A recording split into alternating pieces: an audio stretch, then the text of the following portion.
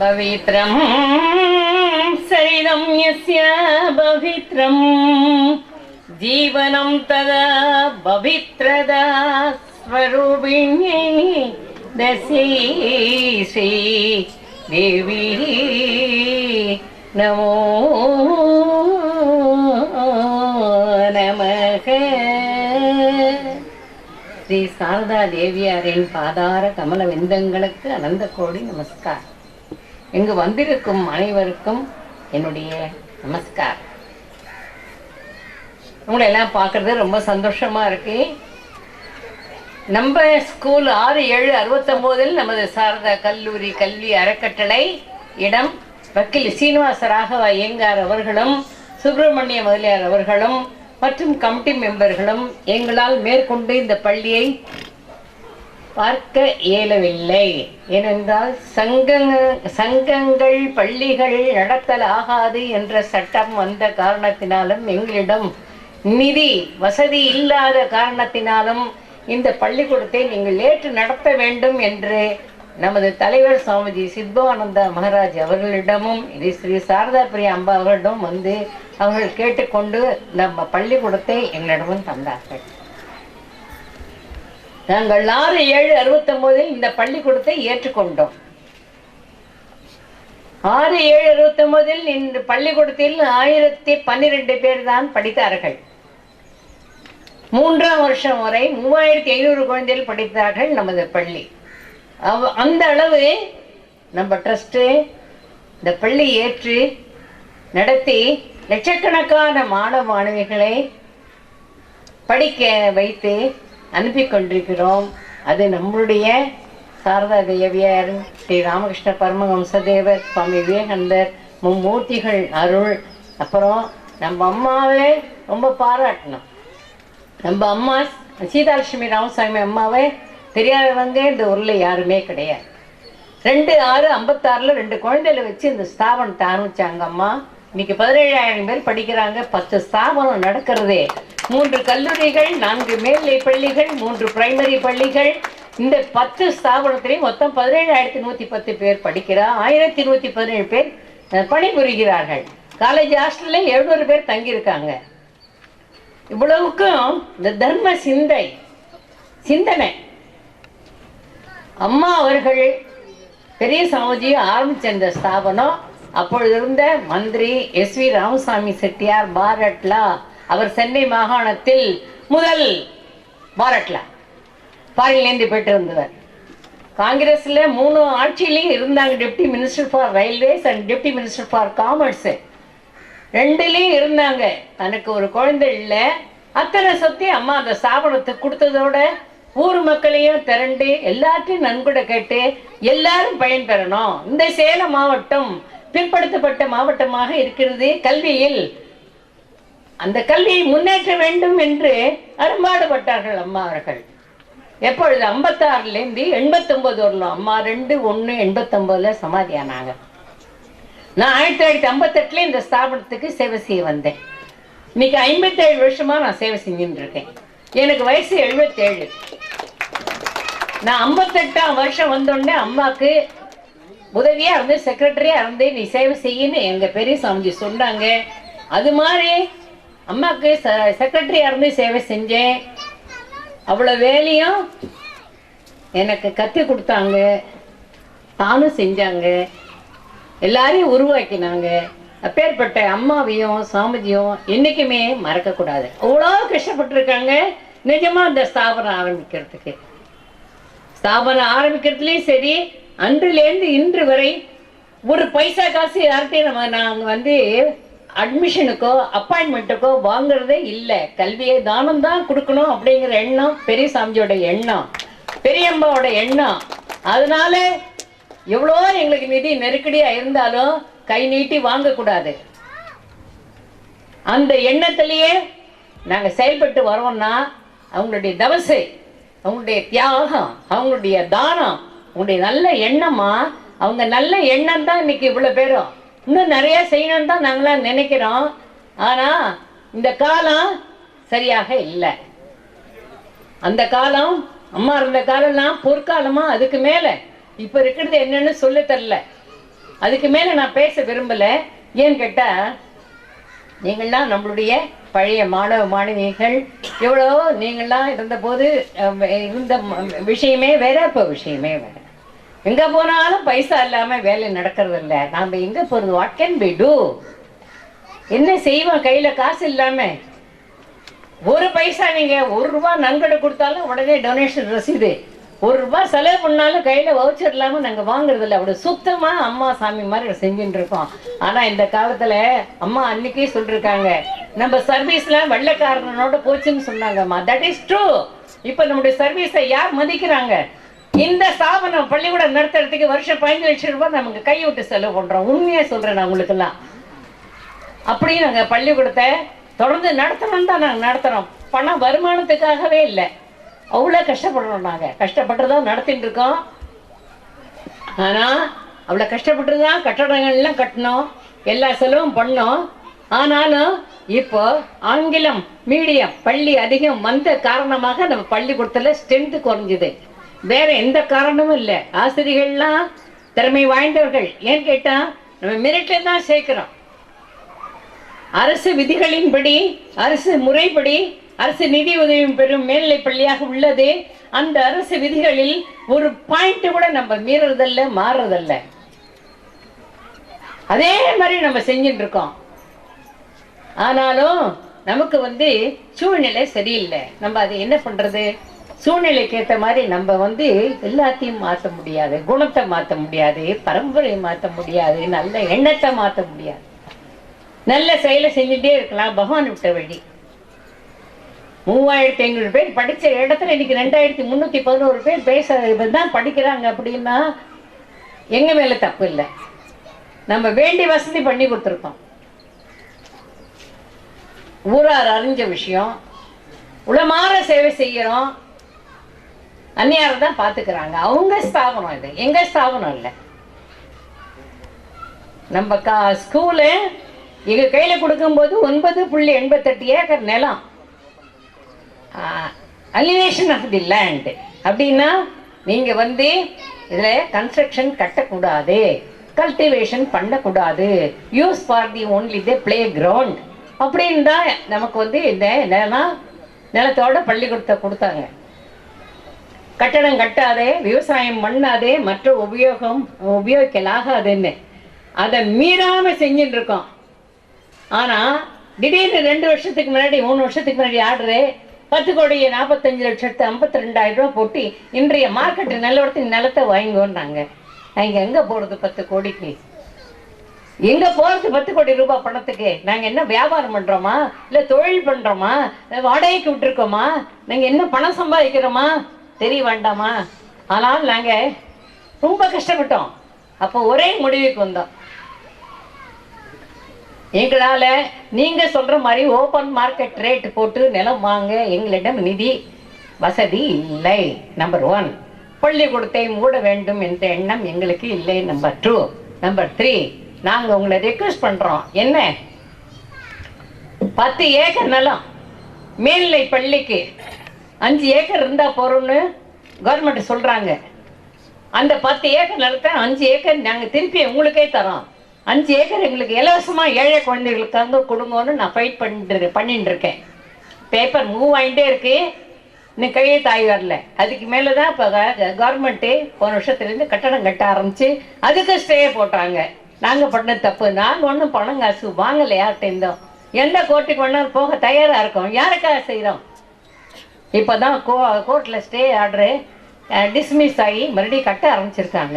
இது கவர்மெண்ட்டோட சொத்து, அலினேஷன் ஆஃப் தி லேண்ட். அப்போ கொடுக்கும் போதே நம்மள்கிட்ட என்ன சொன்னாங்க? நீ கட்டடம் கட்டாதே, விவசாயம் பண்ணாதே, மாற்று உபயோகம் செய்யாதே. நாங்கள் கட்டுப்பட்டு தான் வந்தோம்.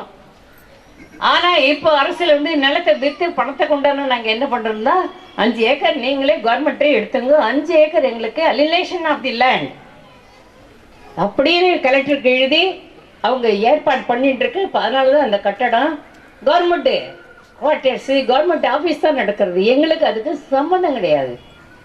ஆனால் நாங்கள் வேணும்னு கொடுத்தோன்னே எங்கள் வெளியே கேஸ் போடுறாங்க. இதெல்லாம் என்னென்ன சொல்கிறது? பணம் படுத்தும் பாடு. யார்கிட்ட போய் நம்ம குறை சொல்கிறது? பகவான்கிட்ட தான் சொல்லணும். அதனால தான் நாங்கள் இந்த முடிவுக்கு வந்தோம். நாங்கள் ட்ரஸ்டீஸ்லாம் அப்படி தான் செயல்பட்டு இருக்கோம். இல்லாட்டா இன்னும் நிறையா செய்ய வேண்டிய காரியங்கள் இருக்குது. நமக்கு பள்ளிக்கூடத்துக்கு நிறையா இருக்குது. போட்ட வாத்தியாரை ரிட்டையர் ஆகிட்டாங்கன்னா உடனே பூர்த்தி பண்ணுறதில்ல. எனக்கு 2 வருஷம் ஆயிடுது. வகுப்பில் வாத்தியார் இல்லாமல் நாங்கள் என்ன பண்ணோம்? we cannot any do. அதனால 18,000 19,000 சம்பளம் வாங்குற இடத்துல நாங்கள் 3,500 ரூபா கொடுத்து பிஏ பிடி ஆர் பிஎஸ்சி பிடி ஆர் பிகாம் பிடி ஸ்டாஃபை வச்சு மேனேஜ்மெண்ட் சம்பளம் கொடுத்து நடத்திட்டு இருக்கோம் வகுப்பை. அதுக்கே மாதம் 1,00,000 ரூபாய் செலவாகுதுமா. அதுதான் 15 லட்சம். இன்னும் எவ்வளோ தேவைகள் இருக்குது பள்ளிக்கூடத்துக்கு. அதனால நாங்கள் பொறுமையாக இருக்கோம். எப்போ பார்த்தாலும் இந்த பள்ளிக்கூடத்துக்கு கலெக்ஷன் பண்ணுறது தான் வேலையாம்பாங்க. அதனால நாங்கள் போய் நிதி கேட்டு யாரையும் நீங்கள் தான் கொடுத்தாகணும்னு யாரையும் கேட்கல. வந்ததை வாங்கிட்டு செலவு பண்ணுறோம். ஆனால் நாங்கள் எந்த தவறுமே செய்யலை. இன்னும் குழந்தைகளுக்கு நிறையா செய்யணும்னு தான் நினைக்கிறோம். உங்களுக்கெல்லாம் தெரியட்டும், நீங்கள் படித்த காலமே வேறு, இப்போ படித்த காலத்துலேயே வேறு விதமாக நடந்துட்டுருக்கு. ஆனால் நம்ம ஆசிரியர்கள்லாம் எக்ஸலண்ட்டாக செய்கிறாங்க, நல்ல ரிசல்ட் கொண்டு வராங்க, நல்லா பாடுபடுறாங்க. நாங்களும் படாத பாடுபடுறோம். அதில் எத்தனையோ இடையூறு இருக்குது. இலவசமாக கொடுக்கறதுனால சைக்கிள் கொடுக்குறாங்க, மற்ற வசதிகள்லாம் செய்கிறாங்க. பாதி குழந்தைகள் 1/3 குழந்தைகள் பள்ளிக்கூடத்துக்கு வரவே இல்லை. ஏன்னு கேட்டால் நம்ம கொடுக்குற சாமான்லாம் அவங்க விற்று அவங்க அப்பா அம்மா செலவுக்கு எடுத்துன்றாங்க. இந்த குழந்தைகள் வேலை செஞ்சு தான் இதுங்கிறாங்க. சென்ற ஆண்டு 3வது வருஷம்லாம் ரொம்ப கஷ்டப்பட்டோம். குழந்தைல அட்டண்டன்ஸே சரியாகவே இல்லை. 100% இல்லை, 45 50 55% மேலே மாணவர்கள் ஆஜராகிறது இல்லை. இப்போ காரணம் என்ன? எல்லாம் அவங்க அப்பா குடிக்கிறது, அம்மா அவளை தான் வேலை செஞ்சு சம்பாதிக்கிறாங்க. எப்படி கஷ்டம். போன வருஷம் அதனால் பார்த்து ஒரு 80-90 குழந்தைல ஆஃப்டர் ஸ்கூல் வயசு 6 மணிலேருந்து 9 வரலும் பள்ளிக்கூடத்தில் நீங்கள் படிங்க, வீட்டில் அப்பாவோட குடி தொல்லை தாங்க முடியல அப்படின்னு சொல்லிட்டு இங்கே படிக்க சொல்லி அதில் ஒரு 35-40 பேர் பாஸ் பண்ண வச்சோம். அப்படிலாம் கஷ்டப்படுறோம்மா. உங்களுக்கெல்லாம் விஷயம் தெரியட்டோன்னு சொல்கிறோம். பள்ளிக்கூடம் நடத்துறதுங்கிறது இம்பாசிபிள். நடத்தலாம், எப்படி வேணால் நடத்தலாம். பணம் வாங்குறவாளுக்கு, நம்ம மாதிரி குணத்தை குறிக்கோளாக வச்சு நடத்துகிறவாளுக்கு ரொம்ப கஷ்டம். நீங்கள்லாம் பற்றி எங்களுக்கு ரொம்ப சந்தோஷம். எவ்வளோ கஷ்டப்பட்டு அம்மா சாமிஜி, வக்கீல் சீனிவாசராகன் சார் அவங்களாம் அவ்வளோ கஷ்டப்பட்டுருக்காங்க. பட்டு அந்த பள்ளிக்கூடத்தை ஆரம்பித்து 53 ஆரம்பித்து 62வது வருஷம் இது. நீ நல்லா நினச்சி பாருங்க. 1953 the school beginning. Now 2015 echo 62 years மாதிரி நீங்கள்லாம் ரொம்ப சந்தோஷம். இவ்வளோ தூரம் நம்ம பள்ளிக்கூடத்துக்கு நல்லது செய்யணும்னு எல்லாருமே எங்கெங்கேயோ இருக்கிறவெல்லாம் நம்ம சேர்ந்து ஒரு வகுப்பறை கட்டி கொடுத்துருக்கேன். ரொம்ப சந்தோஷம். எங்கள் சாரதா கல்லூரி அறக்கட்டளையின் சார்பிலும் நமது பள்ளி சார்பிலும் உங்கள் அனைவருக்கும் என்னுடைய மகிழ்ச்சியையும் நன்றியும் தெரிவித்துக் கொள்கிறேன். நீங்கள் எல்லாரும் ஆயுசோடு ஆரோக்கியமாக நன்னா இருக்கணும் அப்படின்னு மும்மூர்த்திகளையும் மனமாற பிரார்த்திக்கின்றேன். நமஸ்காரம்.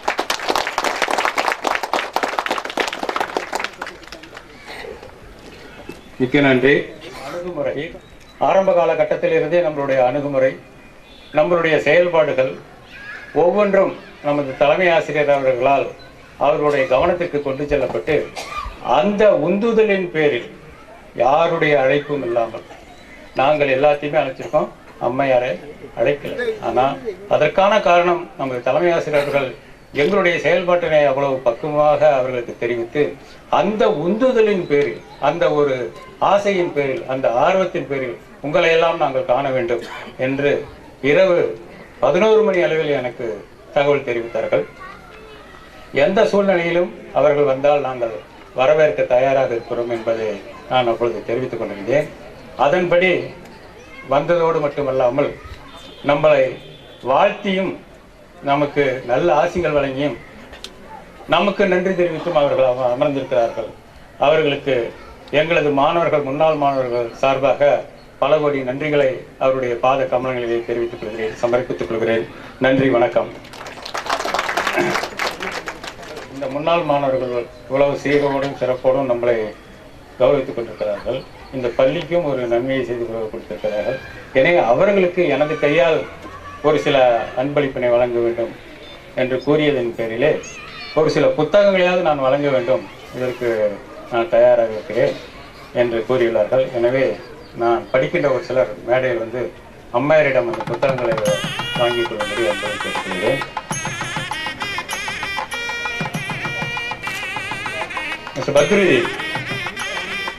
மிஸ்டர் பத்ருதீன் அண்ட் தங்கராஜ்,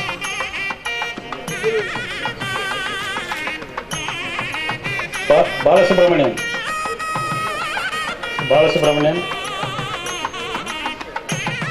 கிருஷ்ணமூர்த்தி,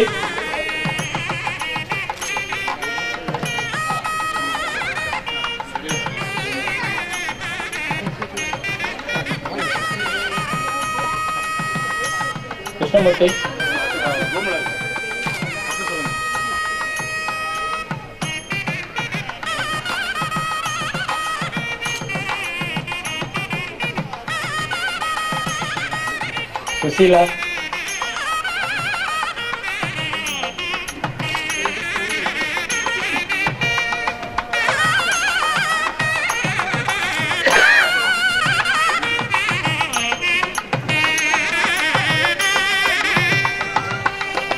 செல்வி சொர்ணாம்பாள்,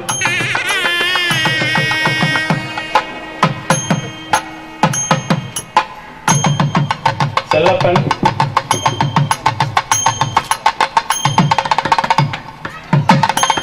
கிருஷ்ணேஷ்,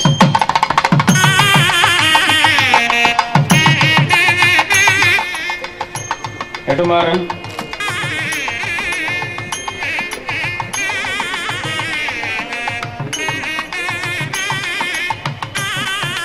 ஞானசேகரன்,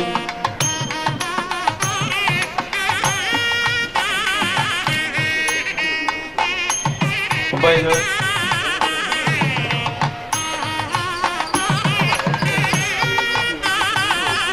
மாணிக்கம், முத்துக்குமார், கிரிதர்,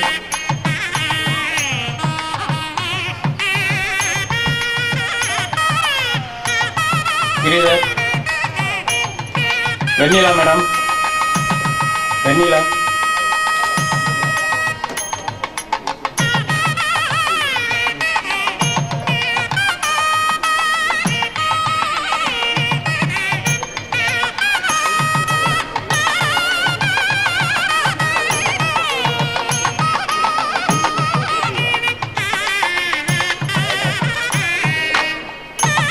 இறுதியாக அம்மையார் அவர்களிடமிருந்து நானும் பெற்றுக்கொள்ள வேண்டும் என்று தலைமை ஆசிரியர் விரும்புகிறார்.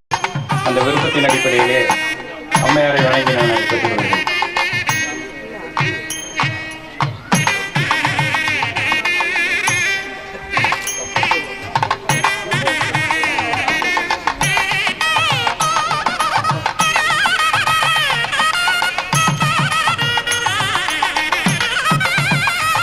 எண்ணத்தில் நீண்ட நெடு ஆண்டுகளாக நிழலாடி கொண்டிருந்த அந்த நினைவுகள், அந்த கனவுகள் இன்று நடந்தேறிக் கொண்டிருக்கிறது. இந்த நினைவுகளும் கனவுகளும் எனது உறக்கத்தில் உதித்தவை அல்ல. பல நாள் இரவுகளின் உறக்கத்தை கெடுத்தவைகளாகும். இந்த எண்ணங்களும் இந்த கனவுகளும் நினைவுகளும் எனது உறக்கத்தில் உதித்தவை அல்ல, பல நாள் இரவுகளின் உறக்கத்தை கெடுத்தவைகளாகும். அதன் விளைவாக இன்று அந்த கனவு நிஜமாகி கொண்டிருக்கிறது. இந்த நிகழ்வின் எல்லையை அதன் மகிழ்வினை குறிப்பிட வேண்டுமென்றால் இந்த நாளே எனது இறுதி நாளாக இருந்தால் கூட இல்லை கவலை என தெரிவித்து மகிழ்கின்றேன். அடுத்ததாக நமது மாணவ சமுதாயத்தினை அழைக்கின்றேன். முதலில் ஏ பிரிவு செக்ஷன் ஏ முதலாக அந்த கேடயத்தை பெறுவதற்கும் புத்தகத்தை வாங்குவதற்கும் அப்துல் அஜீஸ், நண்பர் அப்துல் அஜீஸ் அண்ணன்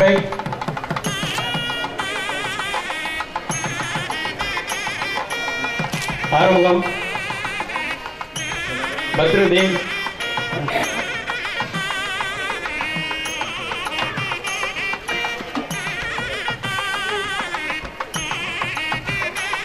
பாலசுப்ரமணியன், சின்னசுவாமி,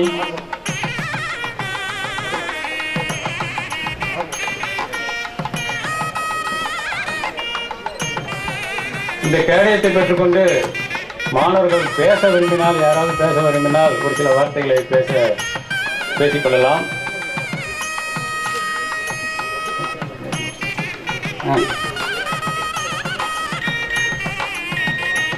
அடுத்தது தனபால், டாக்டர் தனபால். மிஸ்டர் தினகரன்,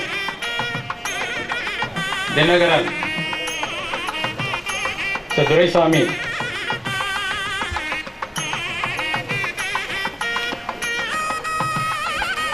தினகரன், துரைசாமி,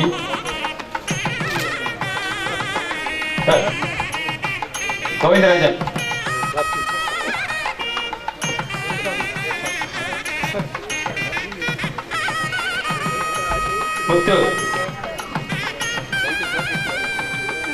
முத்து, சச்சியனன்,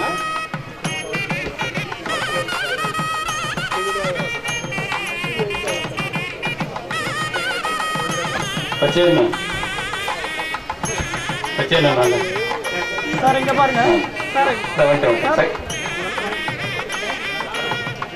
சார் இங்க பாருங்க.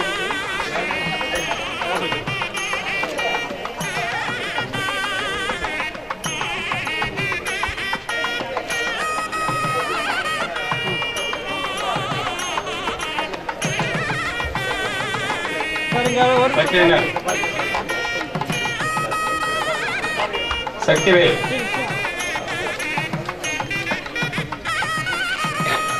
சுப்பிரமணியன் அல்ல, சுகுமார்,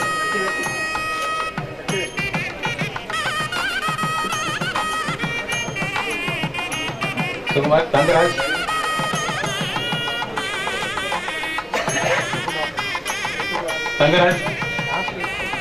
ஆமாம் கிளாஸ் ஏ செக்ஷன், இப்போ கொடுத்துட்டு ஏ செக்ஷன். தங்கராஜ், விஸ்வநாதன்,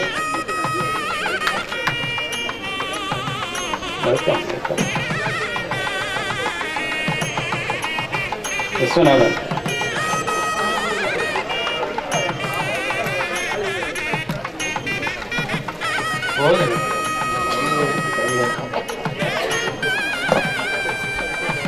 அடுத்ததாக அடுத்த பிரிவு பி பிரிவு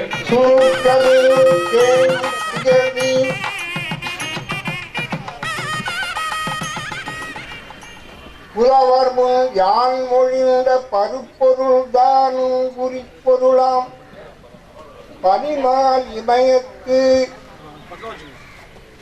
அருகிருந்த கருங்காக்கை பொன்னிறமாய் மிளிருமென்று புலவர்தாம் எம்புவாரே என்று யாப்பருங்கலக்காரிகை என்ற நூலிலே ஒரு கடவுள் வாழ்த்து உண்டு. இங்கு கூடியிருக்கின்ற என்னுடைய வயதான குழந்தைகளை, என்னோடு தோள் மீது கை போட்டு பேசிய பழைய குழந்தைகளை, மழலை செல்வங்களே, மழலை செல்வங்களை ஈர்ந்த கிழவர்களே, என் உடன் உறைந்து எனக்கு வழிகாட்டிய பேராசிரியர் பெருமக்களை, எனக்கு வழிகாட்டி ஆசானாக இருந்து இப்பள்ளியிலே எனக்கு பதவியை கொடுத்து அருளிய ஈவே சீனிவாசனார் அவர்களே, என்னுடன் மலைகள் ஏறி வந்து எனக்கு சேலத்தை காட்டிய குப்புசாமி அவர்களே, எனக்கு பலவிதங்களிலே உதவி செய்த பேராசிரியர் பெருமக்களே, உங்கள் அனைவருக்கும் என் வயதில் குறைந்தவருக்கு ஆசியையும் வயதில் மிகுந்தவர்களுக்கு என்னுடைய பணிவான வணக்கங்களையும் கூறி ஏதோ சில வார்த்தைகள் உங்களோடு பேச வேண்டும் என்கிறதுனாலே சிலவற்றை சொல்ல விரும்புகின்றேன். வாழ்க்கை மிகவும் கடுமையானது. வாழ்க்கை படகை நீங்களெல்லாம் ஏறி அமர்ந்து கிட்டத்தட்ட 60 ஆண்டுகள் அதிலேயே பயணப்பட்டு வந்திருப்பீர்கள் என்று நான் நினைக்கின்றேன். எனக்கு தற்பொழுது வயது 82. என்னை விட மூத்தவர் டி.ஏ. சீனிவாசனார் அவர்கள். 80 ஆண்டுகள் ஆனவர்களுடைய ஆசிகள் உங்களுக்கு கிடைப்பது மிகப்பெரிய பயனை கொடுப்பதாக அமையும் என்று நான் உங்களுக்கு உணர்த்த விரும்புகிறேன். உங்கள் வாழ்க்கையிலே இளமை காலத்திலே நீங்கள் எப்படி இருந்திருப்பீர்கள் என்பதை ஒரு புறநானூற்று செய்யும் மூலம் கொஞ்சம் சொல்லிவிட்டு உங்களோடு கொஞ்சம் அளவலாகிய பிறகு விடைபெறலாம் என்று விரும்புகிறேன். உங்கள் அனுமதியோடு. நெடுநீர் குட்டத்தில் துடுவென பாய்ந்து குளித்து மணற்கொண்ட கல்லாய் இளமை யாண்டு உண்டு. 20 வயதுல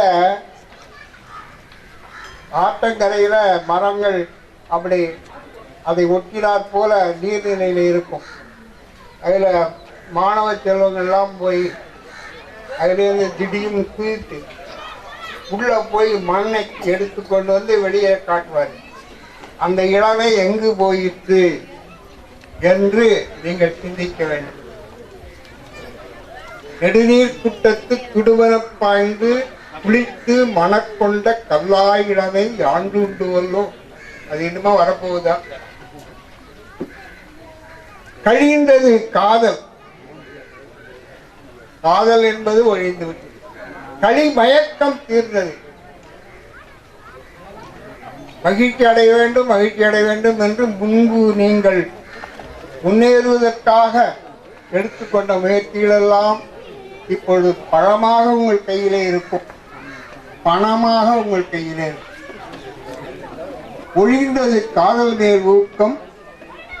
அதனால் அந்த பருவங்களை எல்லாம் கடந்து வந்து நீங்களும் மழலை செல்வங்களை ஈன்று அவர்களையும் படிப்பித்து வாழ்க்கையில் அவர்களுக்கும் வழிகாட்டி எங்கள் படகில் நீங்கள் இடம் பிடித்து விட்டீர்கள்.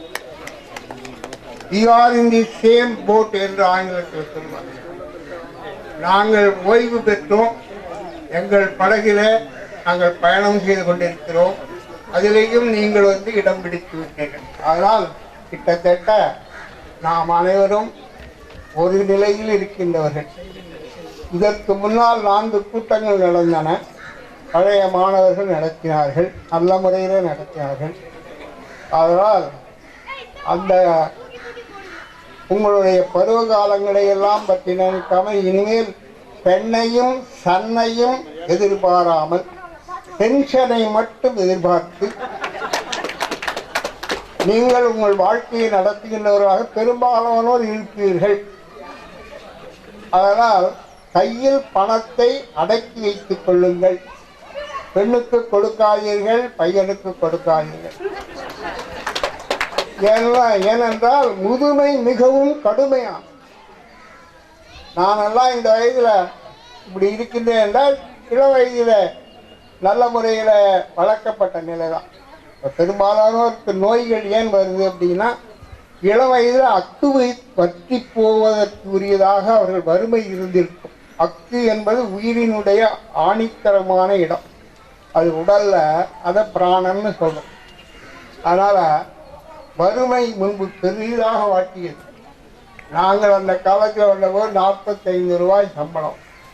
இப்பொழுது 40,000 சம்பளம் வாங்குகின்ற ஆசிரியர்களை பார்த்து நாங்கள் ரொம்ப சந்தோஷப்பட்டோம்.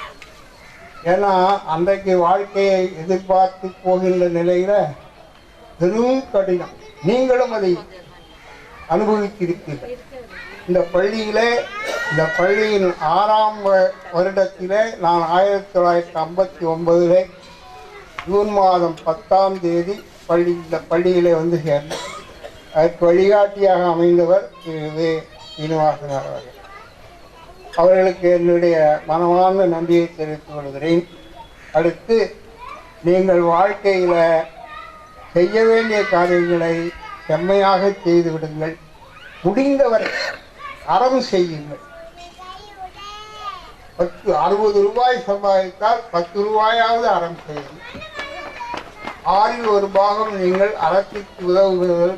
உங்களுடைய நம்பிக்கை இருந்தால் அந்த புண்ணியம் உங்களுக்கு பெரிய பொக்கிஷமாக அமையும். உறவினர்களுக்கே நீங்கள் உதவி செய்யலாம். முன்பின் தெரியாதவர்களுக்கு செய்ய வேண்டும் என்ற அவசியம் கிடையாது. அதனால் கர்ம பலனை நல்ல முறையில் நடத்துவதற்கு நான்லாம் கடவுள் நம்பிக்கை உடையவன். அதனால் உங்கள்கிட்ட சொல்கிறேன், அதுதான் உண்மையாக உங்களுக்கு பின்னால் வரப்போவது புண்ணிய பாவங்கள் தான். அதனால் புண்ணியத்தை தேடி அதற்குரிய வழிமுறைகளை செய்தீர்களே ஆனால் உங்களுக்கு இறைவன் நீண்ட ஆயுளையும் நல்ல வாழ்வையும் எந்த விதமான குறைபாடும் இல்லாத தன்மைகளையும் கொடுப்பார் என்று என்னுடைய மனமார்ந்த நிலையிலே ஆசீர்வதித்து நான் விடைபெறுகின்றேன். வணக்கம். எங்களுடைய வாழ்க்கையின் குறிக்கோளாகும். அதன் வழி ஐயா அவர்கள் அறிவுறுத்தியபடி எங்கள் வாழ்க்கையை சபையாக அமைத்துக் கொள்ள முயற்சிக்கிறோம் என்பதை தெரிவித்துக் கொள்கிறேன். அடுத்ததாக ஐயா அவர்கள் ஐயா பேசுங்க. வணக்கம். இந்த நேரத்தில் இந்த பள்ளிக்கூடம் 1952 பக்கத்துல 52 ஆகஸ்ட் மாதம் தோன்றியது. நான் இந்த பள்ளிக்கூடத்தில் 1955 சேர்ந்தேன். இது முதல்ல பாரதிய வித்யாலயாவில் பிராமண சேவா சங்கம்னு இருந்தது. அப்போ அதோட இந்த பிரான்ச்சாக இருந்தது. அப்புறம் பாரதிய வித்யாலயக்காரங்க என்ன சொன்னாங்கன்னா, இது அப்போ சூரமங்கலம் ஏரியா வந்து கிராமப்புறமாக இருந்ததுனால இந்த பள்ளிக்கூடம் நடத்த முடியாதுன்னு சொன்ன உடனே திரு ஸ்ரீனிவாசராகவன் என்ன செஞ்சாருன்னா, கிராமப்புற மாணவர்களுக்காக இந்த பள்ளிக்கூடம் நடத்துவேன்னு நடத்தினார்.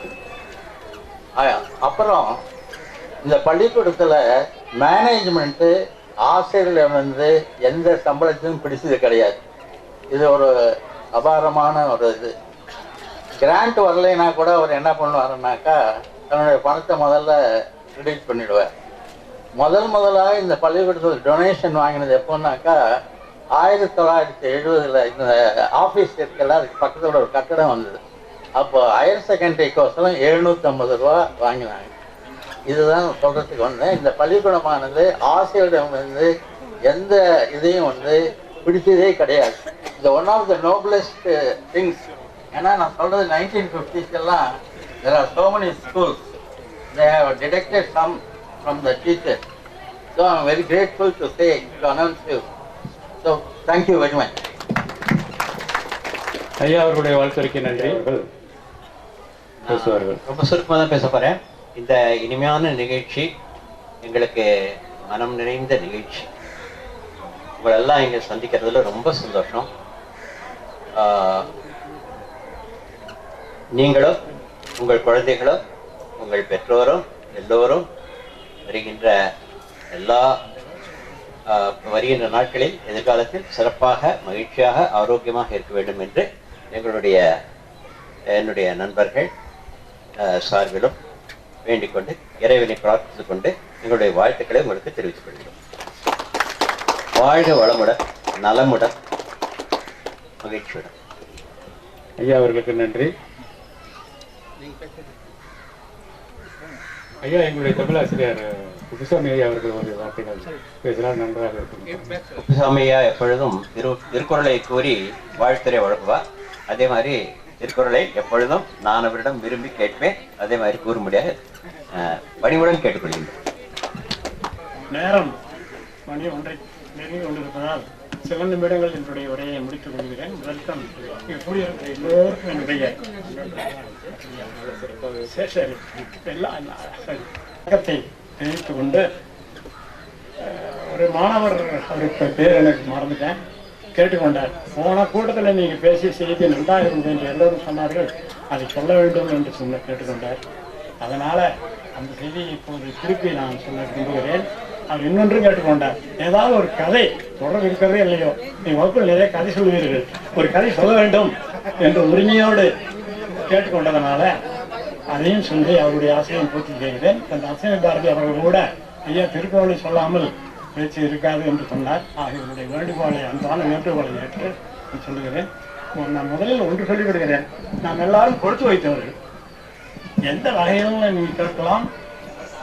ஒரு நண்பருடைய மகனுடைய பள்ளி சேர்க்கைக்காக தருமபுரி மாவட்டத்தில் உள்ள மிகச்சிறந்த பெயர் பெற்ற ஒரு பள்ளிக்கு போயிருந்தோம். அதில் மகனையும் சேர்த்தார்.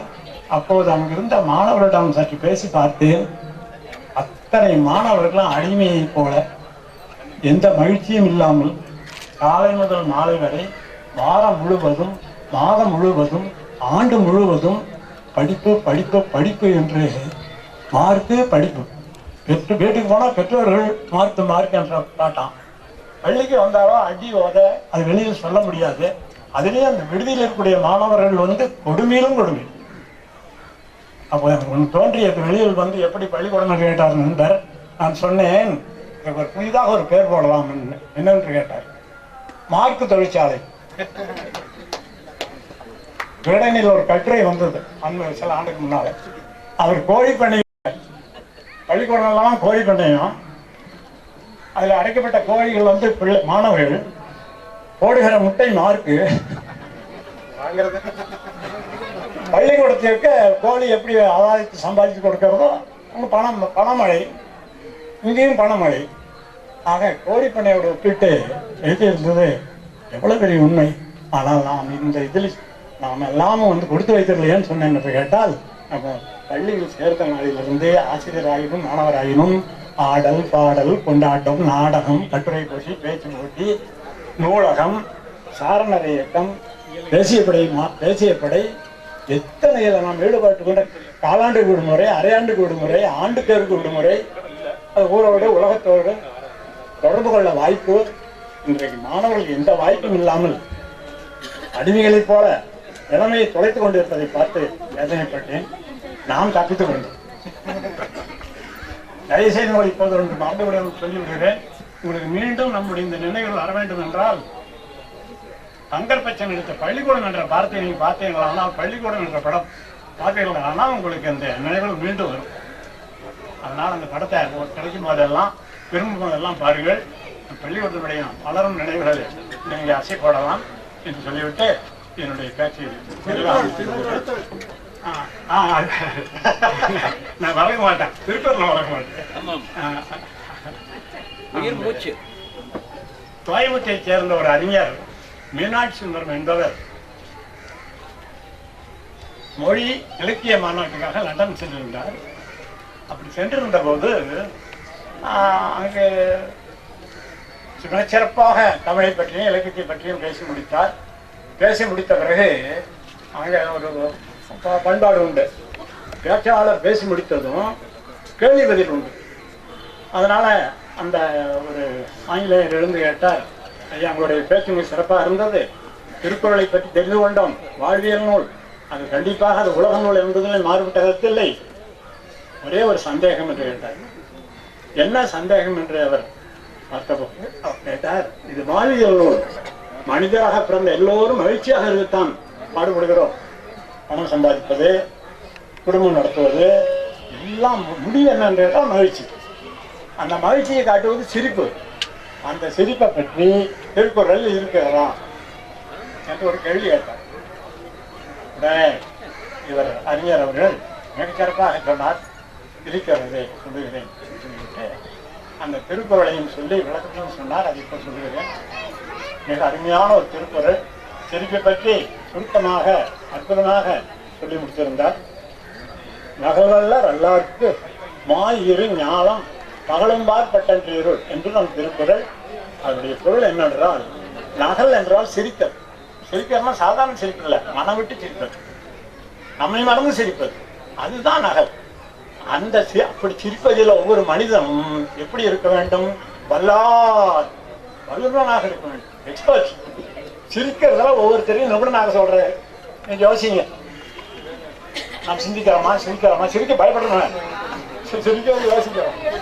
அதனால ஒவ்வொரு மனிதரும் மன விட்டு ஜெயிப்பதில்ல வல்லுநராக ஆக வேண்டும். அதான் இன்னொருத்தர் சொன்னார், இடுக்கணும் வருங்காலம் அதுங்க துன்பம் போது சரி, வேற வழியே இல்லை. நீ எப்படியோ வச்சு பார்த்தா அதுக்கு தான் வரணும். போனாலும் என் மனைவி இறந்தான்னு கதறணும்னா இன்னைக்கு கதை இல்லையே, அதை அப்பே செய்ய வேண்டியதானே. தப்பான அதனால இல்ல, உண்மை அதுதான்.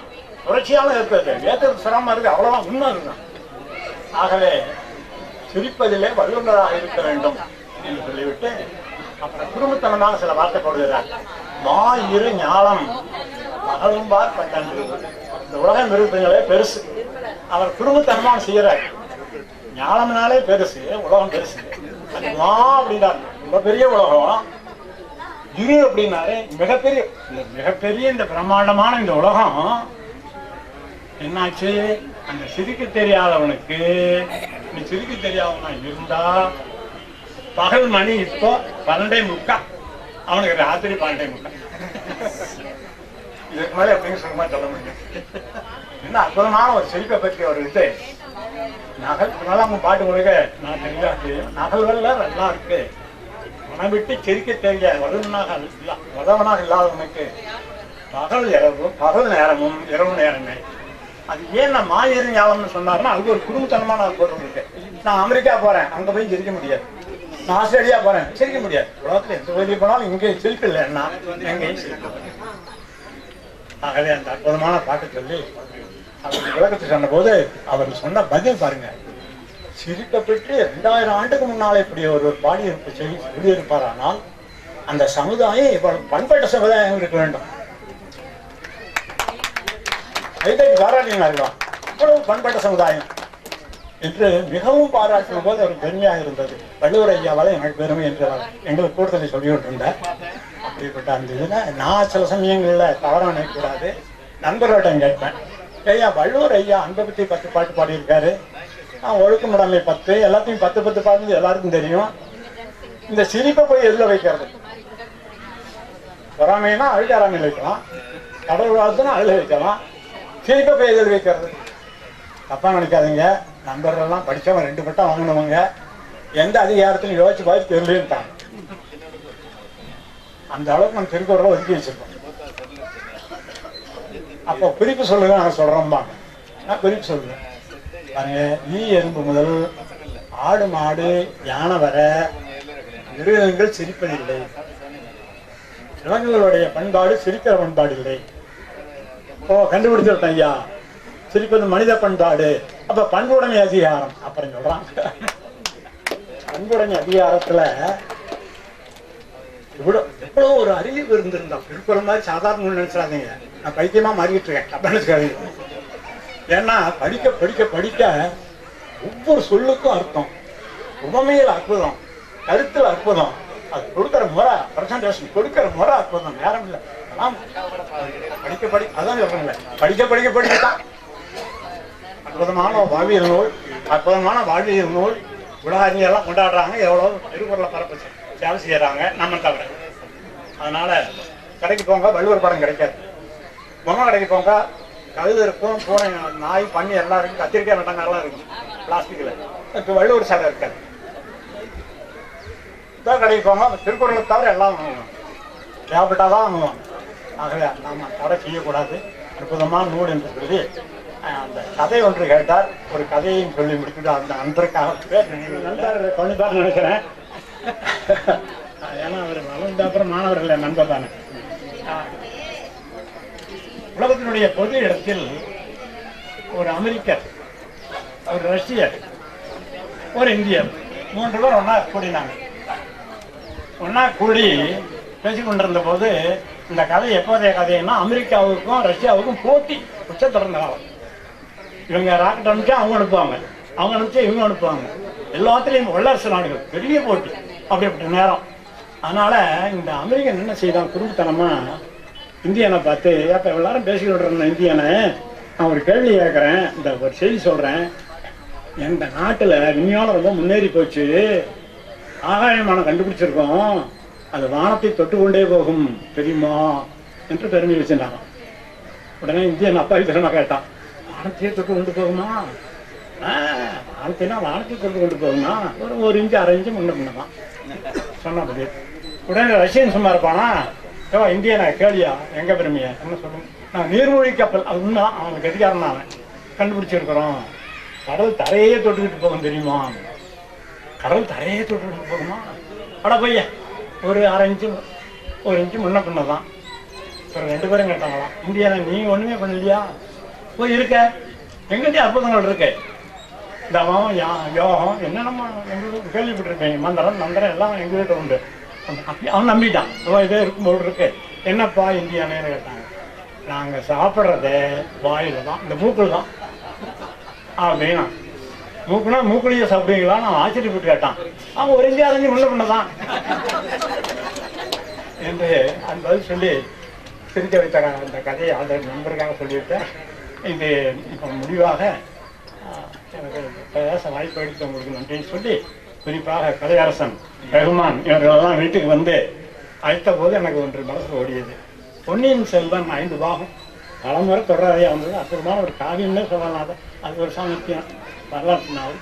அதில் முதல் 4-5 வரியை படித்து பாருங்க. சொல்லுவேன், நேயர்களே, ஆதி அந்தமில்லாத கால வெள்ளத்தில்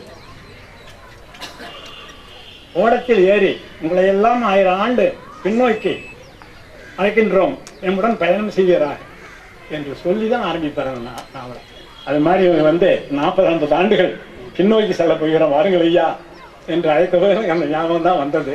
அதனால குறிப்பாக வீடு தேடி வந்து அழைத்தவர்களுக்கும் மற்ற எல்லாருக்கும் அன்புடைய அனைவருக்கும் என்னுடைய வணக்கத்தையும் நன்றியையும் சொல்லி விடைபெறுகிறேன். உங்களுக்கு வாழ்த்துதல் நலமாக வாழும். சுவாமி அவர்கள் எடுத்துக்கொண்டதுனால் ஒரு சில வார்த்தைகள் மட்டும் நான் சொல்ல விரும்புகிறேன். இந்த அவர் சொன்ன கதையை 10வது முறை கேட்டாலும் எனக்கு சிரிப்பு வருகிறது.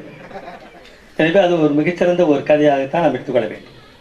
நான் இந்த ஸ்கூலில் முதலாவது இந்த விழாவை ஏற்பாடு செய்த இவங்க அனைவருக்கும் நன்றியை தெரிவித்துக் கொள்கிறேன். மேலும் என்னிடத்தில் படித்த மாணவர்கள்லாம் என்று நல்ல உயர்ந்த நிலைக்கு வந்து சிறப்பாக அதில் பணியாற்றி இப்பொழுது ஒரு சிலர் பலர் ஓய்வு பெற்றிருப்பதை நினைக்கும் போது அதிக மகிழ்ச்சியாக. இந்த பள்ளிக்கூடத்தில் நான் 1965ஆம் ஆண்டு ஜூன் மாதம் 3ஆம் தேதி வந்து சேர்ந்தேன். 1999 மே 31 அன்றைக்கு இந்த பள்ளியிலிருந்து ஓய்வு பெற்றேன். அதாவது 33 ஆண்டுகள் 33 ஆண்டுகள் மாணவரத்தில் பேசிக்கொண்டே இருந்தேன். அதனால் இப்பொழுது பேசுவதற்கு ஒன்றுமில்லை, எல்லாரும் அப்பவே சொல்லியாச்சு. இப்பொழுது ஈடன் கார்டன் என்று சொல்லும்படியான எங்கள் சர்ச்சை சேர்ந்த பள்ளியில் அங்கே 2 பீரியட் 1.5 மணி நேரம் ஃபிசிக்ஸ் எடுக்கிறேன். நான் ஒரு அறிவியல் ஆசிரியர். ஆக அங்கே 15 வருடம் ஆகுது. ஆக என் வாழ்நாளில் 48 ஆண்டுகள் இந்த ஆசிரியர் தொழிலே இருந்திருக்கிறேன். 48 ஆண்டுகள் மாணவர்களுக்கு சொல்லித் தருவதிலேயே என்னுடைய 70% of my age has gone. ஆக இந்த ஆசிரியர் பணி என்று சொல்லப்படுவது நான் விரும்பி ஏற்றுக்கொண்ட பணி. எனக்கு நான் கல்லூரி முடித்த பின்பு 2nd லெப்டினன்ட், அது வந்து அது எமர்ஜென்சி கமிஷனில் எனக்கு 2nd லெப்டினண்ட்டாக டைரக்டரேட் வந்துச்சு. ஆனால் என்னுடைய தாப்பனார், உனக்கு அதெல்லாம் லாய்க்கப்படாது, நீ ஆசிரியர் வேலைக்கு தான் லாய்க்கு வான்னு சொல்லி அன்றைக்கி கூப்பிட்டேன். அதுக்கப்புறம் சப் இன்ஸ்பெக்டராக செலெக்ஷன் ஆனேன், அதையும் நான் சேர்ந்தேன்.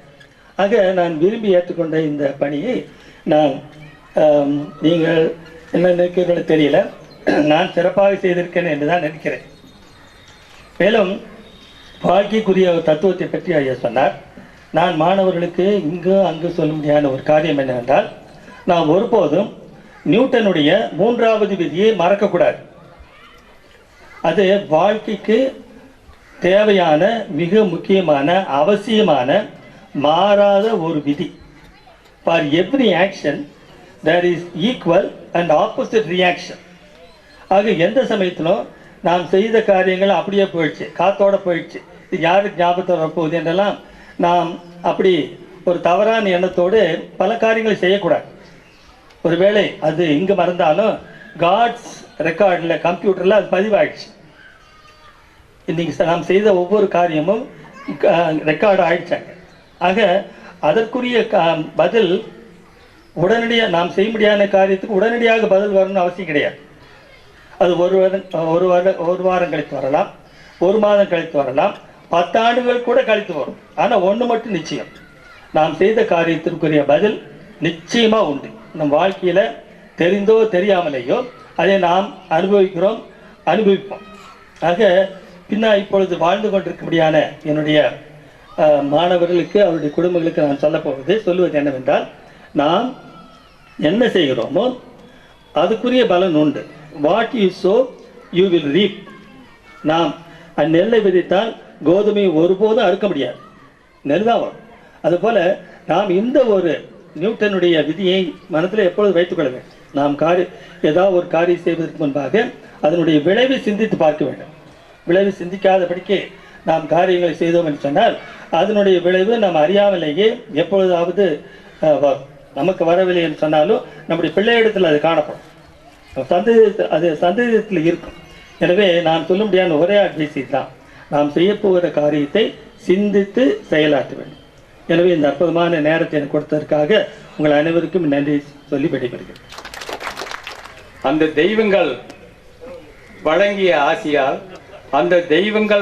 ஆசியால் அறநெறிகளால் நல்வாழ்வு முறையறிந்து அதன் வழி வாழ்ந்து பார்த்துவிட்டு எங்களை வாழ வழிகாட்டிய தெய்வங்களுக்கு அந்த சந்ததியிலேயே நேர்த்திக்கடனை செலுத்தி மகிழ்ந்திருக்கின்றோம். அடுத்ததாக பி செக்ஷன் மாணவர்களை அழைக்கின்றேன். அடுத்தது தேவராஜ், கிருஷ்ணமூர்த்தி, மாணிக்கம்,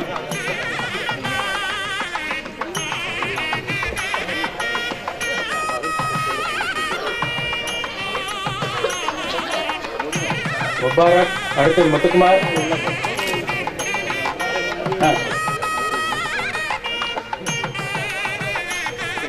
இன்னும் ஒரு 20 மணித்துளிகள் எடுத்துக்கொள்ள இருக்கிறது. சரியாக 1:30க்கு நாம் மதிய உணவுக்கு செல்ல இருக்கிறோம். தயவுசெய்து இன்னும் ஒரு 20 நிமிஷம் பொறுத்துக்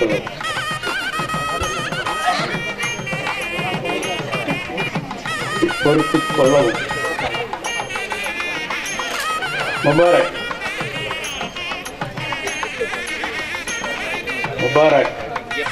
அலி, முத்துக்குமார்,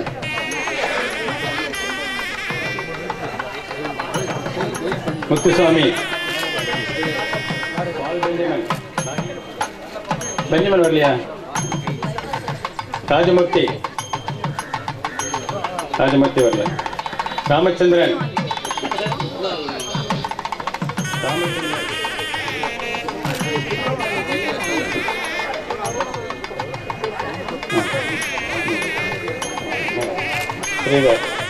ஓகே. இப்பொழுது பி செக்ஷன் முடிவுற்றது. இங்கு கூடியிருக்கும் நமது அன்பிற்கும் பண்பிற்கும் உரிய நம்முடைய ஆசிரியர் பெருமக்கள் அனைவருக்கும் என்னுடைய சிறந்தாழ்ந்த வணக்கங்களை முதலில் நான் பணிவுடன் தெரிவித்துக் கொண்டு, என்னுடன் பயின்ற அனைத்து மாணவ நண்பர்களையும் மிக அன்புடன் இந்த சூழ்நிலையிலே கண்டு மகிழ்ச்சி அடைந்தமைக்காக இந்த நாளை மிகவும் பெருமையுடன் என் நினைவில் வைத்துக் கொள்ள பிரியப்படுகின்றேன். உங்களிடம் நேரம் மிகவும் குறுகிய காலம் என்பதால் பேசுவதற்கு எனக்கு நிறைய விருப்பம் இருக்கிறது. ஆனால் நேரம் மிக எல்லோருக்கும் மிகவும் அவசியம். அதனால் ரத்தின சுருக்கமாக உங்களிடம் சில வார்த்தைகளை உரையாடிவிட்டு நான் விடைபெறலாம் என்று உங்கள் அன்பு அனுமதியுடன் என்னுடைய பேச்சை துவக்க இருக்கிறேன். நம்ம ஸ்கூல்ல தான் நாம படிச்சோம். நம்ம ஸ்கூல் இது என்ன கேட்டீங்கன்னா, பாரதி வித்யாலயா உயர்நிலை பள்ளி. உள்ள வந்த உடனே நானும் சங்கர் பாருங்க, பெங்களூர்ல இருந்து நான் சொன்ன உடனே வந்துட்டா. எவ்வளவு வேலை இருந்திருக்கும். பெங்களூர்ல இருந்து புறப்பட்டு வந்துட்டான் நேத்து. உள்ள கேட்டுக்குள்ள நுழைஞ்ச உடனே நாங்க செருப்பை கழட்டி விட்டு அந்த மண்ணை தொட்டு கண்ணில் தொட்டிக்கிட்டோம். அப்படிப்பட்ட ஒரு அற்புதமான இந்த கோயிலுக்குள்ள இன்னைக்கு எல்லாம் நீங்களும் வந்திருக்கீங்க. அது கலையரசன் சொன்ன மாதிரி, அதாவது நம்ம அந்த காலத்துல வந்து மொழியை படிக்கல. ஆனா இப்ப அந்த மொழி வந்து இப்ப நம்ம டீச்சர், நம்ம நாகலிஷ் டீச்சர் உட்கார்ந்துட்டு இருக்காங்க. அவங்க ஹிந்தி சொல்லி கொடுத்தது இன்னும் என் மனசுல இருக்கு. இப்ப பேப்பர் கொடுத்தீங்கன்னா எழுதி காமிப்பேன். பொய் இல்ல, நிச்சயம். எவ்வளவு சேலஞ்ச் வச்சுக்கலாம். யாராவது இல்ல சொல்றேன், இப்ப சொல்றேன் கேளுங்க. ஒரே நிமிஷம். हमारा स्कूल का नाम भारती विद्यालय हाई स्कूल है. हमारा स्कूल का नाम भारती विद्यालय हाई स्कूल है. यह सुब्रमण्य नगर में है. हमारा स्कूल सवेरे 10 बजे शुरू होता है और शाम को 4:45 बजे बंद होता है. हमारा स्कूल में 1000 लड़के और 600 लड़कियां पढ़ते हैं. 1000 மாணவர்களும் 600 மாணவிகளும். அந்த டீச்சருக்காக அந்த வரிகளை நான் சொன்னேன். ஏன்னா மறுபடியும் எனக்கு சந்தர்ப்பம் கொடுக்க மாட்டீங்க. அதே மாதிரி இப்போ சொல்லிடுறேன், அதாவது பேசிட்டே இருக்கேன். எனக்கு நினைக்க இருக்கு, உங்க டைமை நான் எடுத்துக்க மாட்டேன். அதே மாதிரி நம்ம தமிழ் ஐயா கணேசன் அவர்கள் திருக்கலம்பகம் அப்படின்னு ஒரு தனி பாடல்ல அவர் வகுப்பறையில நடத்துற அந்த விதம் இருக்கு பாருங்க. நீங்க இப்ப அதெல்லாம் கேட்டீங்கன்னா சாப்பாடே வேணாம்னு சொல்லுவீங்க. விட்டதார் கலை விட்டதார் வனத்திலே அளவிட்டதார் வெஞ்சினை புகவிட்டதார் விட்டு விடித்ததார் உற்ற தாரமும் வேண்டும் என்று நீ உமியடா மனமென்ற வாய்க்கிலி தோலை காற்றில் உருத்தடா வெற்றியாகிய முக்தி தந்தருள் வேங்கை மாநகர் வேடர்யாம் விமலரானவர் எமை அடுத்தினி எங்கள் எச்சில் இசைந்த பின் பெற்ற வேளர் தமக்கு ஒரு வளர்ப்பு பிள்ளை ஈந்தனம். இந்த பாடல் இதுக்கு விளக்கம் சொன்னா ஐயா தான் விளக்கம் சொன்னா டைம் ஆயிடும். இந்த பாடல் மட்டும் சொல்லிடுறேன், எல்லாம் நீங்களும் படிச்ச பாடல் தான் இது. இது ஈரோட்ல மிகப்பெரிய டாக்டர். அவர் MS general, MS orthopaedic, MNA MS பெரிய சர்ஜன். அவரை சந்திக்கிற வாய்ப்பு எனக்கு கிடைச்சது. ஸ்டான்லி மெடிக்கல் காலேஜ்ல ஃபர்ஸ்ட் ரேங்க்ல அவர் பாஸ் பண்ணியிருக்கார். அவர்கிட்ட இந்த பாடலை சொன்னேன், அப்படியே மயங்கிட்டாரு.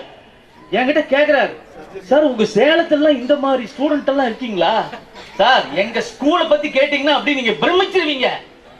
பாரதி வித்யாலய உயர்நிலை பள்ளி சுப்பிரமணிய நகர் சாமானியமா நினைச்சுக்கிட்டீங்களா? அப்படிப்பட்ட பள்ளியில் வந்த மாணாக்கர்கள் நாம், அப்படிப்பட்ட மாணவர்களை உருவாக்கி கொடுத்த தெய்வங்கள் இவர்கள். இந்த அற்புதமான இனிய நாளிலே உங்களுடன் நான் பகிர்ந்து கொண்டமை பெருமையாக சொல்லிக்கொண்டு என்னுடைய சிற்றுரையை முடித்துக் கொள்கிறேன். இதுவரை கேட்டமைக்காக நன்றி. ஒன்னா நின்று போற காலம் எனக்கு தெரியும். அவன் தான் கொடி பிடிச்சிக்கிட்டு போனது ரோட்ல. இப்போ ஹிந்தி பேசுறானா நம்ம ஒத்துக்க முடியுமா? வட இந்தியாவில் பிசினஸ் ஓடிட்டு இருக்கு. ரைட்டு, ரொம்ப நன்றி. என்கின்ற இவ்வாலயத்தில் மட்டும் நான் படிக்கும் பொழுது விசிலோசை கேட்கும். அந்த ஓசையை கேட்டவுடன் அந்த சராசரமும் அப்படியே அசைவற்று நின்றுவிடும். அப்படி ஒரு பவர் அந்த ஓசைக்கு. இது போன்று பேச தொடங்கினால் இன்னும் போய்கொண்டே இருக்கும். எனவே இத்துடன் இந்த உரையை முடித்துக் கொண்டு அடுத்ததாக செய்பிரிவு மாணவிகளை அழைக்கின்றேன். ஜெயமணி,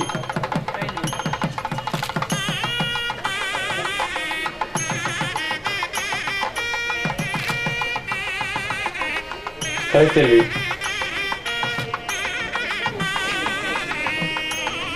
நிர்மலா,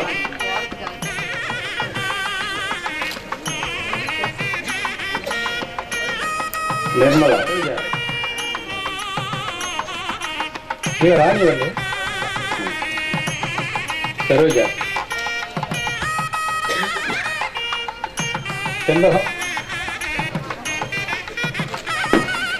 செண்பகம் வருது, ஜீவா,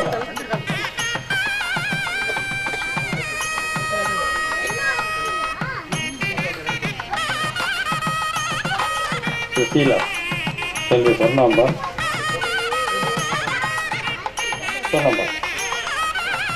வெண்ணிலா, பிபிடிவை சார்ந்த மாணவர் ராஜமூர்த்தி அவர்கள் அந்த காலத்தை மறக்காமல் பள்ளிக்கு எப்பொழுது தாமதமாக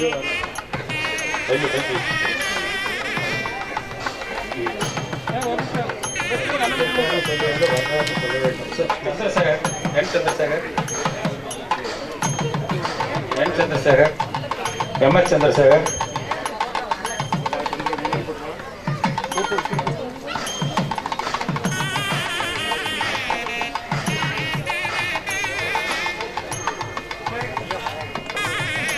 செல்லப்பன்,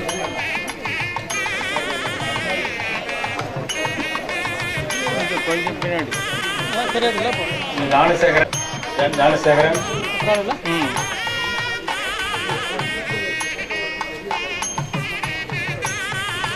ஞானசேகரன், கிரீதர், செல்லப்பன்.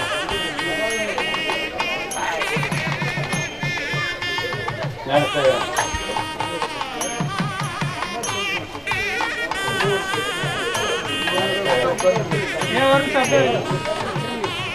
அந்த போட்டோ போட்டோ.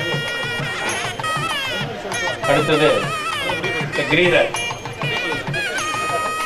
கிரீதர், கிரீதர், கிருஷ்ணச்சந்தர், கிருஷ்ணச்சந்தர்,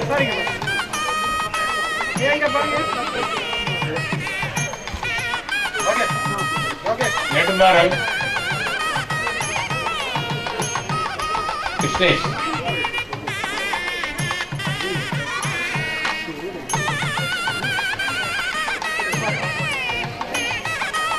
நெடுமாறன்,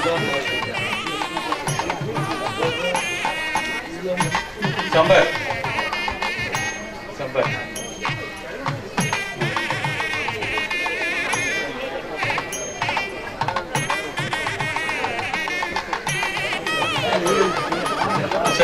உபயதூர்,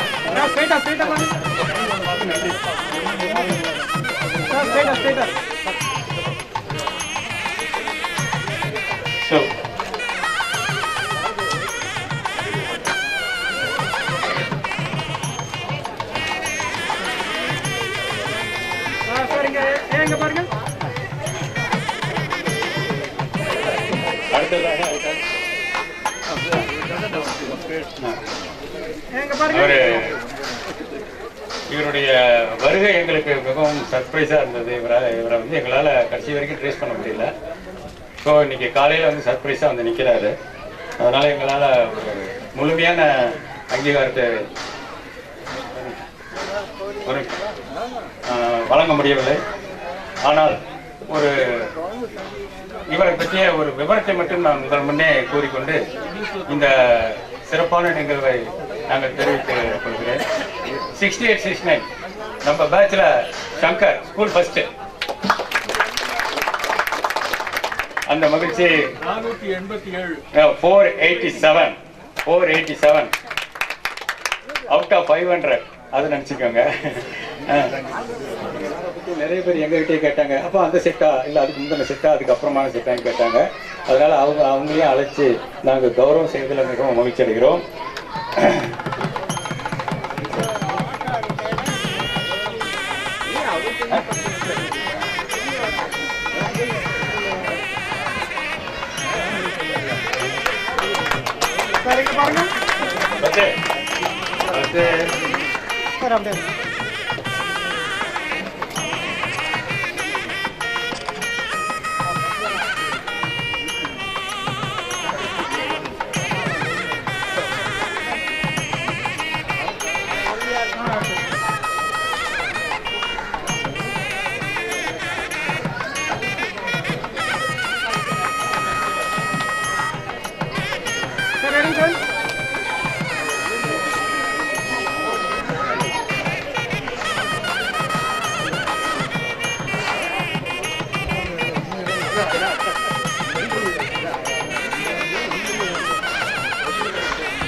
பொன்னிலங்கோவை சொந்தம் கொண்டாடுகிறார்கள். பொன்னிலங்கோ எண்ணிலங்கோ என்று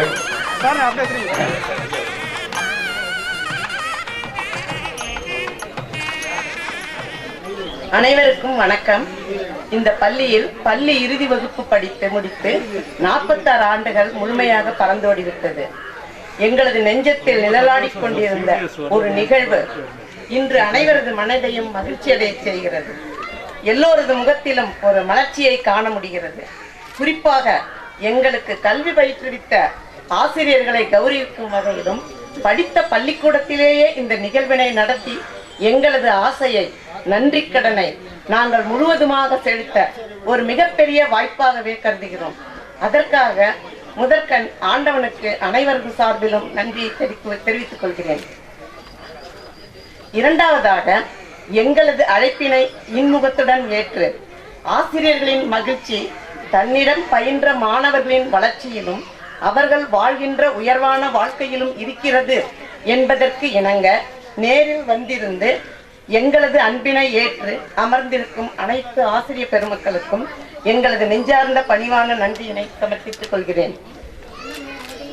அடுத்ததாக எங்களது கோரிக்கைகளை நேரடியாக வந்து தெரிவித்து கேட்டுக்கொண்டதற்கிணங்க இப்பள்ளியின் தலைமை ஆசிரியை அவர்கள் நிர்வாகத்திடம் எடுத்து கூறி நாங்கள் விரும்பிய வண்ணம் தேதி மற்றும் இடமும் கொடுத்து பல்வேறு காலகட்டங்களில் நாங்கள் வரும்போதெல்லாம் இன்முகம் காட்டி ஒத்துழைப்பு நல்கிய தலைமை ஆசிரியை அவர்களுக்கும் உதவி தலைமை ஆசிரியை மற்றும் பணியாளர்கள் அவர்களுக்கும் எங்களது அன்பு கலந்த நன்றியினை தெரிவித்துக் கொள்கிறேன். இப்படி ஒரு நிகழ்வு நடக்காதா என ஏங்கிக் கொண்டிருந்த வேளையில் குறிப்பாக திரைப்படங்களிலும் செய்தித்தாள்களிலும் முன்னாள் மாணவர்கள் சந்திப்பு நடந்தேறியது என்ற செய்தியை படிக்கும் போதெல்லாம் மனம் சற்றே பின்னோக்கி சென்று கடந்த கால நினைவுகளை அசைபோட துவங்கிவிடும்.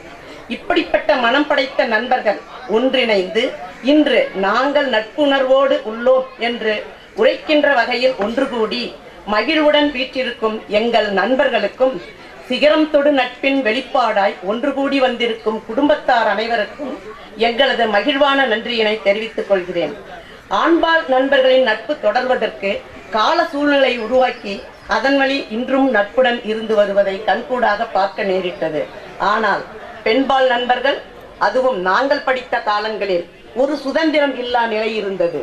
அதன் வழி தொடர்ந்ததாலும் அதற்கான வசதிகள் இல்லாமையாலும் பெண்கள் நட்பினை தொடரும் வாய்ப்புகள் இல்லாமல் போய்விட்டது.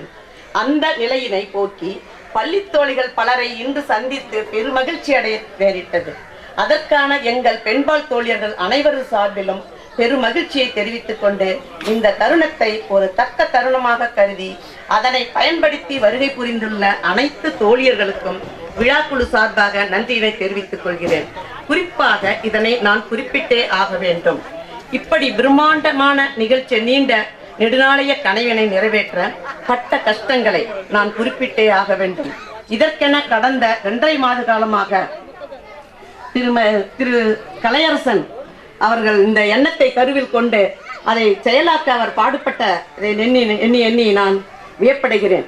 எண்ணத்தில் எத்தனையோ ஆண்டுகள் இம்மாதிரியான சந்திப்பினை ஏற்படுத்த வேண்டும் என்ற எண்ணம் இருந்தாலும் செயல் வடிவில் கொண்டு வர முடியாத ஏக்கமும் தாக்கமும் மனதில் இருந்து வந்த நிலையில் 23/8/2013 ஆண்டு செயல் வடிவம் கொடுக்க துவங்கி பல்வேறு சூழ்நிலையால் தேக்கம் ஏற்பட்டு மீண்டும் மனம் அமைதி கொள்ளாமல் ஆக்கமும் ஊக்கமும் தரும் உற்ற நண்பர்களோடு இணைந்து 2015 ஆண்டு ஆகஸ்ட் 18ஆம் தேதி ஆரம்பித்து இன்று நிகழ்வினை மிகச்சிறப்பாக நடத்தி காட்டியிருக்கிறார்கள். அதில் முக்கிய பங்கென முழுநேர உழைப்பினை தந்துள்ள சகோதரர் கலையரசன், நண்பர்கள் உபைதூர் ரஹ்மான், நண்பர் கிருஷ்ணமூர்த்தி, இன்னும் மற்றும் பலர், பெயர் தெரியாத அநேக நண்பர்கள், இவர்களுக்கு என் மனமுவந்த அன்பு கலந்த நன்றியினை தெரிவித்துக் கொள்வதில் பெரும் மகிழ்ச்சி அடைகிறேன். மேலும் கலையரசனுக்கு உற்ற துணையாக இருந்து திருமதி ஜோதி அவர்கள் ஒத்துழைப்பு கொடுத்ததற்கும் இந்த எங்கள் மனமார்ந்த நன்றியினை தெரிவித்துக் கொள்கிறேன். வணக்கம். நன்றிக்குரிய ஜீவா அவர்கள் அனைவருக்குமே நன்றி கூறிவிட்டார்கள். நன்றி கூறிய அவருக்கும் நான் நன்றி கூற கடமைப்பட்டிருக்கிறேன். காரணம் என்னன்னா, இந்த சி செக்ஷனை தொடர்பு கொள்ளணும் அப்படின்னு சொல்லும்போது தானாகவே முன் வந்து கலை எனக்கு ரொம்ப சந்தோஷமா இருக்கு, நானும் உங்க கூட இணைந்து செயல்படுகிறேன் அப்படின்னு சொல்லி லிஸ்ட் மட்டும் கொடுங்கன்னு சொல்லி ஃபர்ஸ்ட் கேதர் பண்ணி அவங்க கிட்ட கொடுத்த வாட்டி ஒவ்வொரு இடத்துக்குமே சி செக்ஷன்ல நாங்கள் 16 மாணவர்களை சந்தித்தோம். அவங்க செக்ஷனில் சி செக்ஷனில் படித்தவங்க அந்த 16 பேர்த்தில் இவங்க வீட்டை தவிர வெளியூர்லேருந்து 3 பேர் வந்திருக்காங்க. அவங்கள தவிர மற்ற எல்லா வீட்டுக்குமே நேரில் நான் ஜீவராக்கா கூட வந்தாங்க. எங்களோட வந்து அவர்களும் அவங்க வந்ததுனால எங்களுக்கு அந்த ஒரு வழி எளிமையாக இருந்தது பேசுவதற்கும் மற்ற இதுக்கும். அதனால் நான் மட்டும் காரணம் அல்ல, எனக்காக நல்ல உள்ளங்கள் நிறையாக இதில் இணைந்திருக்கிறது. அதில் குறிப்பாக ஜீவராகா அவர்கள் அந்த ஒத்துழைப்பு கொடுத்ததுனால தான் அவங்க பிரிவை வந்துட்டு என்னால் முழுமையத்தை செய்ய முடிஞ்சது. எந்த நேரத்திலையும் எப்போ கூப்பிட்டாலும் அவங்க உடன் வந்து செயலாற்றிய காரணத்தினால் அவர்களுக்கும் இந்த விழாவின் சார்பாக நன்றியர்களை தெரிவித்துக் கொள்கிறேன். இத்துடன் இந்த விழாவினை முடித்துக்கொண்டு நாம் அங்கு செல்ல இருக்கின்றோம். அதற்கு முன் முடிவாக நாட்டுப்பல்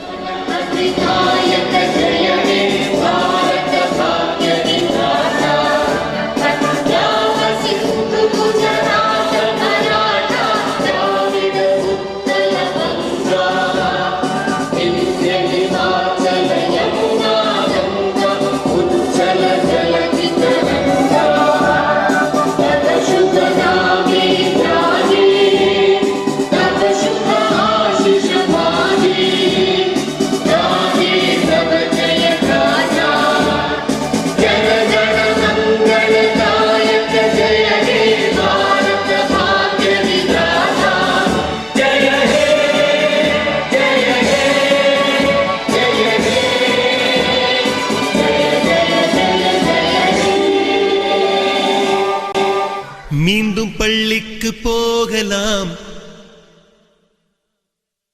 நம்மை நாம் அங்கே தேடலாம்.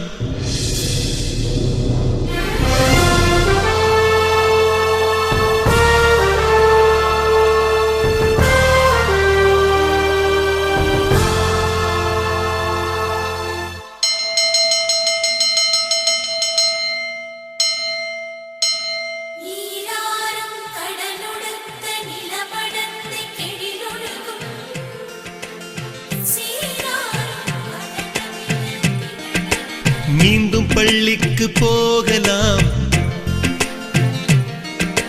நம்மை நாம் அங்கே தேடலாம்.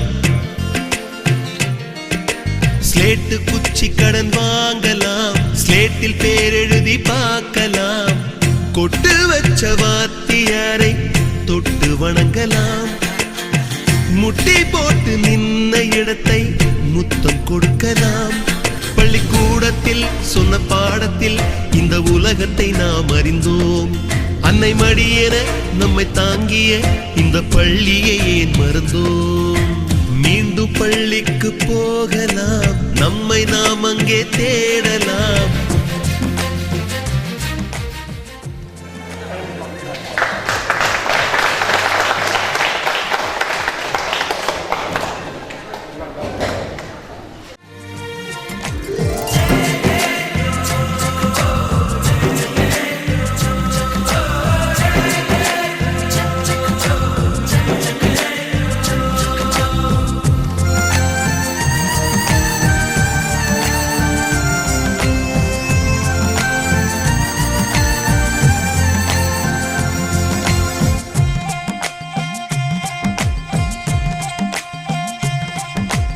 உயிரும் உடலும் கருவறைக்குள்ளே உற்பத்தியாகிறது. உறவு நட்பு காதலை பள்ளி சொல்லித் தருகிறது.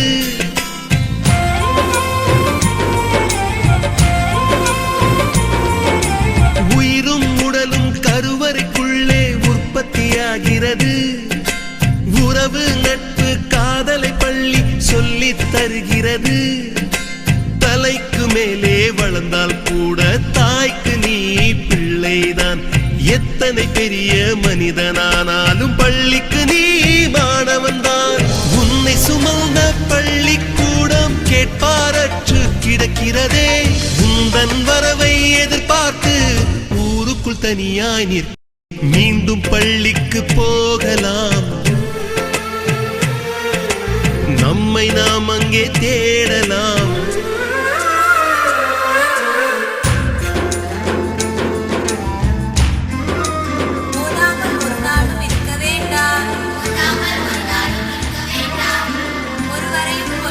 சொல்ல வேண்டாம்,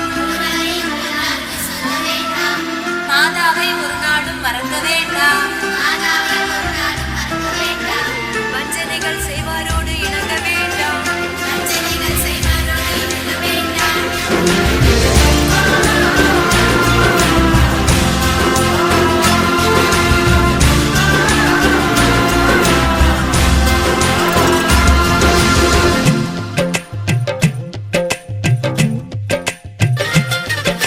படித்தவன் எல்லாம் பள்ளியை மறந்து எந்திர வாழ்வில் தொலைந்து விட்டான்.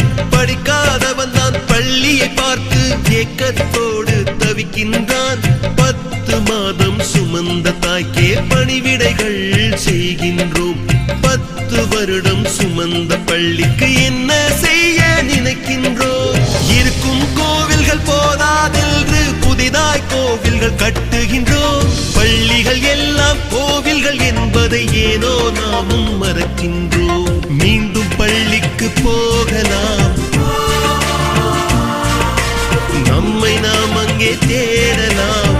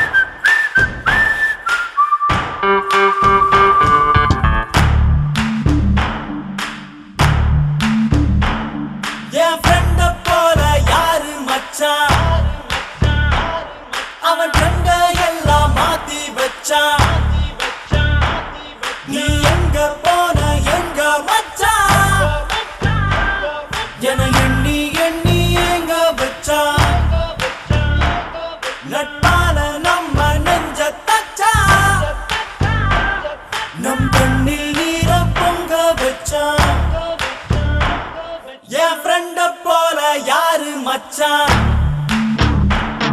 அவன் டெண்ட எல்லாம் மாத்தி வச்சான் நீ எங்க போன எங்க மச்சான் என எண்ணி எண்ணி எங்க வச்சான் நட்பால நம்ம நெஞ்ச தச்சான் நம் கண்ணில் நீர பொங்க வச்சான்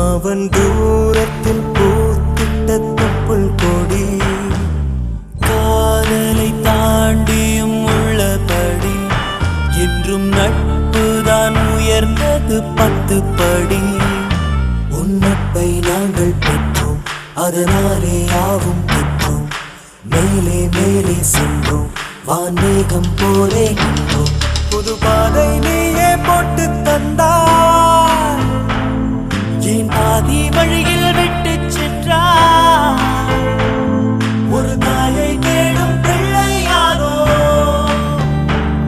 நீ இல்லை என்றால் எங்கே போவோம் என் ஃப்ரெண்ட போல யாரு மச்சான் அவன் ஃப்ரெண்ட எல்லாம் மாத்தி வச்சான் நீ எங்க போன எங்க மச்சான் என எண்ணி எண்ணி எங்க வச்சான் நட்பால நம்ம நெஞ்ச தச்சான் நம் கண்ணில் நீர பொங்க வச்சான்